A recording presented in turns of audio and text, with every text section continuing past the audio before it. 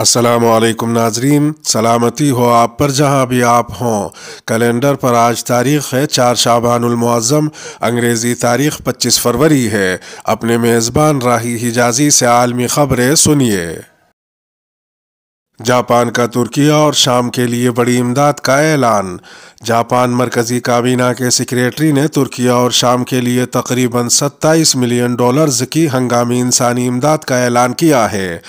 مرکزی کابینہ کے سیکریٹری نے کہا کہ امداد کا $16 ملین حصہ بین الاقوامی اداروں کے توسط سے فراہم کیا جائے گا اور اس امداد کے ساتھ ترکیہ اور شام کے زلزلہ زدگان کی رہائش، خوراک اور دیگر روزمرہ ضروریات کو پورا کیا جائے گا۔ انہوں نے مزید کہا کہ $4 ملین کی امداد دونوں ملکوں کو جاپان کی ایک سول سوسائٹی کے توسط سے فراہم کی جائے گی۔ ان کا یہ بھی کہنا تھا کہ ہم متاثرہ علاقوں کی تعمیر نو میں مدد کے لیے ترکیہ اور شام کے ساتھ انسانی تعاون جاری رکھیں گے۔ علاوہ ازیں جاپان نے ایک بین الاقوامی امدادی فنڈ کے ذریعے شام کو $7 ملین کی امداد فراہم کرنے کا بھی اعلان کیا ہے۔ ادھر ایک دوسری خبر میں ترکی کے صدر رجب طیب اردوغان نے یوکرین کے صدر ولادیمیر زیلنسکی سے فون پر بات چیت کی۔ اس بات چیت کے دوران ترکیہ میں آنے والے زلزلوں اور روس یوکرین جنگ کے حوالے سے پیش رفت پر تبادلہ خیال کیا گیا۔ صدر اردوغان نے زلزلے کی وجہ سے ترکیہ کے ساتھ اظہار یکجہتی کرنے پر یوکرین کے صدر ولادیمیر زیلنسکی کا شکریہ ادا کیا۔ افغانستان میں پہلی بار VIP بسیں چلنا شروع۔ افغانستان کی وزارت ٹرانسپورٹ اور ہوابازی نے ملک میں پہلی بار VIP بسیں چلانے کا اعلان کیا ہے۔ وزارت ٹرانسپورٹ کی پریس ریلیز میں کہا گیا کہ یہ بسیں ایک نجی ٹرانسپورٹ کمپنی کی جانب سے نئی درآمد کی گئی ہیں، جن میں تربیت یافتہ عملہ، انٹرنیٹ، وائی فائی، آرام دہ نشستیں، یونیفارم سے مزین عملہ، مسافروں کی سہولت کے لیے کھانے پینے کی اشیاء اور دیگر بہت سی سہولیات موجود ہیں۔ پریس ریلیز میں مزید کہا گیا کہ یہ بسیں کابل مزار شریف اور کابل قندوز کے درمیان چلیں گی۔ ان بسوں کی رونمائی کی تقریب میں ٹرانسپورٹ اور ایوی ایشن کے نائب وزیر ملا عبدالسلام حیدری نے مذکورہ کمپنی کی کاوشوں کو سراہا۔ ادھر ایک دوسری خبر میں ملا عبدالغنی برادر نے پاکستانی وزیر دفاع سے ملاقات میں گفتگو کرتے ہوئے کہا کہ تجارتی اور اقتصادی مسائل کو سیاسی اور سیکیورٹی مسائل کا شکار نہیں ہونا چاہیے۔ اس ملاقات میں فریقین نے دونوں ممالک کے درمیان دو طرفہ تعلقات، تجارت، علاقائی مواصلات اور اقتصادی تعاون کے فروغ پر تبادلہ خیال کیا۔ ملا عبدالغنی برادر نے اپنی گفتگو میں کہا کہ افغانستان اور پاکستان دو پڑوسی ممالک ہیں اور انہیں ایک دوسرے کے ساتھ اچھے تعلقات رکھنے چاہیے۔ انہوں نے پاکستان کے ساتھ تجارتی اور اقتصادی تعلقات کے فروغ پر بھی زور دیا اور اچھے تعلقات کو دونوں ممالک کے مفاد میں قرار دیا۔ ملا عبدالغنی برادر نے مزید کہا کہ ضروری ہے کہ تجارتی اور اقتصادی مسائل سیاسی اور سیکیورٹی مسائل کا شکار نہ ہوں۔ انہوں نے یہ بھی کہا کہ امارت اسلامیہ چاہتی ہے کہ پاکستان ان افغانوں کو رہا کرے جو اس وقت پاکستانی جیلوں میں قید ہیں۔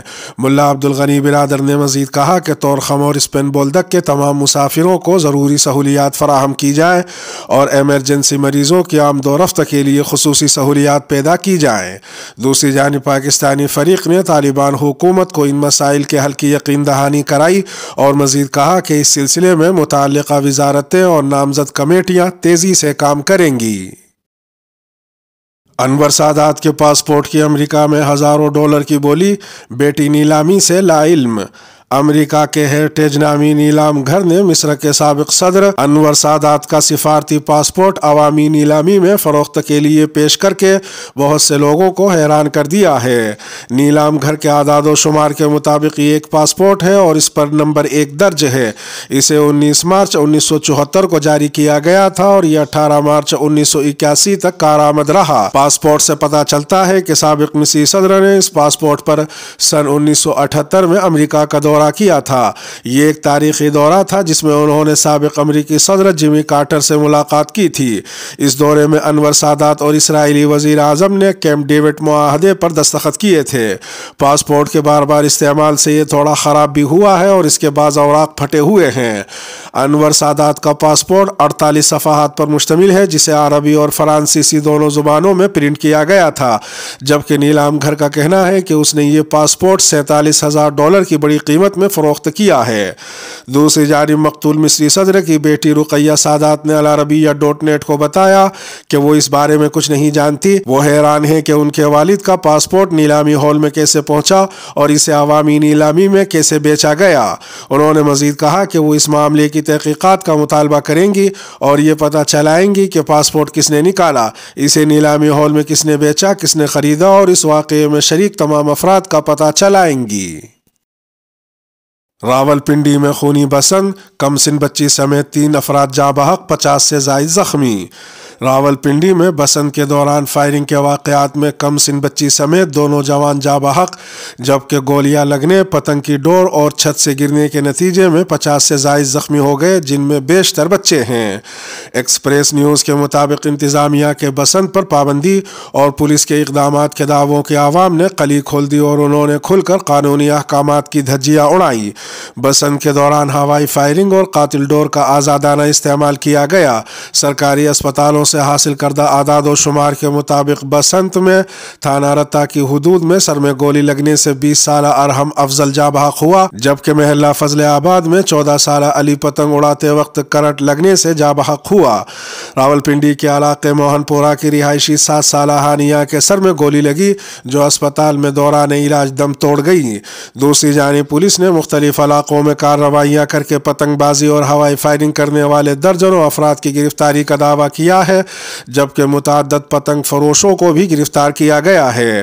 نگراں وزیر اعلیٰ محسن نقوی نے راولپنڈی میں پابندی کے باوجود پتنگ بازی اور فائرنگ کے واقعات پر شدید برہمی کا اظہار کرتے ہوئے ان اموات پر افسوس کا اظہار کیا، جبکہ زخمیوں کے بہترین علاج و معالجے کی ہدایت کی۔ انہوں نے ہدایت کی کہ راولپنڈی میں پتنگ بازی اور فائرنگ کے واقعات سمیت قانون کی خلاف ورزی کرنے والوں کے خلاف بلا امتیاز قانونی کارروائی کی جائے۔ ادھر ایک دوسری خبر میں سیکیورٹی فورسز نے مری قبیلے کی بازیاب کرائی جانے والی خاتون گراناز اور ان کے بچوں کی کوئٹہ میں والد سے ملاقات کرا دی ہے، جس کے بعد مری قبیلے کے ایک دھڑے نے دھرنا ختم کر دیا ہے، جبکہ دوسرے دھڑے نے احتجاج جاری رکھنے کا فیصلہ کیا ہے۔ دھرنا جاری رکھنے والے دھڑے کا موقف ہے کہ جب تک بازیاب کرائی جانے والی خاتون کو دھرنے کے مقام تک نہیں پہنچا دیا جاتا، اس وقت تک دھرنا ختم نہیں ہوگا۔ مری اتحاد کے سربراہ جہانگیر مری کا کہنا ہے کہ بازیاب خواتین اور بچوں کو آج مجسٹریٹ کے سامنے پیش کیا جائے گا۔ روس پر نئی عالمی پابندیاں، FATF نے رکنیت معطل کر دی۔ امریکی بائیڈن انتظامیہ نے جمعے کو روس پر نئی پابندی عائد کرنے کے ساتھ ساتھ یوکرین کے لیے $2 ارب کے ہتھیاروں کے نئے پیکیج کی منظوری دی ہے، جبکہ عالمی مالیاتی ادارے FATF نے روس کی رکنیت معطل کر دی ہے۔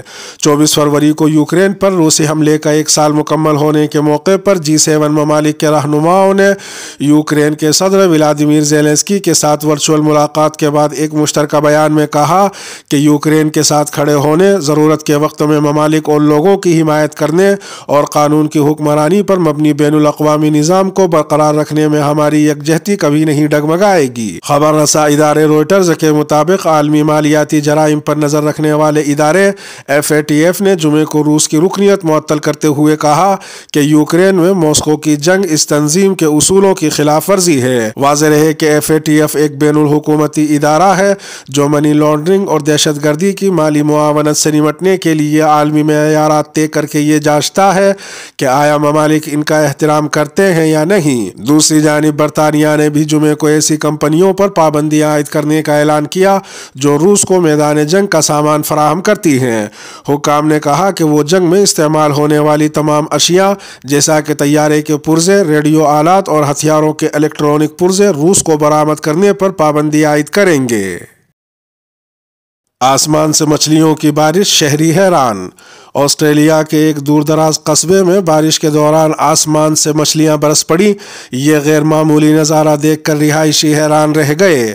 رپورٹس میں بتایا گیا کہ یہ حیرت انگیز مناظر آسٹریلیا کے جنوب مغرب میں صحرائی تنامی کے شمالی کنارے پر واقع قصبے لجامانو میں دیکھے گئے۔ گاؤں کے بزرگوں کا کہنا ہے کہ ماضی میں بھی ایسے واقعات رونما ہوتے رہے ہیں۔ رپورٹس میں بتایا گیا کہ 2010 2010 میں بھی اس قصبے میں آسمان سے مچھلیوں کی بارش ہوئی تھی۔ لجامانو کے کونسلر نے اپنے بیان میں کہا کہ گزشتہ دنوں ایک بڑا طوفان بستی کی طرف بڑھتا ہوا دیکھا گیا۔ مقامی لوگوں کا خیال تھا کہ موسلا دھار بارش ہوگی، لیکن جب بارش ہوئی تو مقامی لوگوں نے آسمان سے پانی کے ساتھ مچھلیاں گرتے بھی دیکھیں۔ انہوں نے بتایا کہ آسمان سے گرنے والی زندہ مچھلیاں چھوٹے سائز کی تھیں، جنہیں مقامی بچوں نے پکڑ کر پانی کے برتن میں ڈالا۔ ماہرین موسمیات کے مطابق ایسے واقعات بڑے پیمانے پر آنے والے طوفانوں کی وجہ سے ہو سکتے ہیں، جو دریاؤں سے پانی اور مچھلیوں یا دیگر چھوٹے آبی جانداروں کو اپنے ساتھ لے جاتے ہیں اور پھر آسمان سے یہ جاندار ہوا کے ذریعے گرتے ہیں۔ اس کے ساتھ ہی خبروں کا اختتام ہوا۔ سلامتی ہو آپ پر جہاں بھی آپ ہوں۔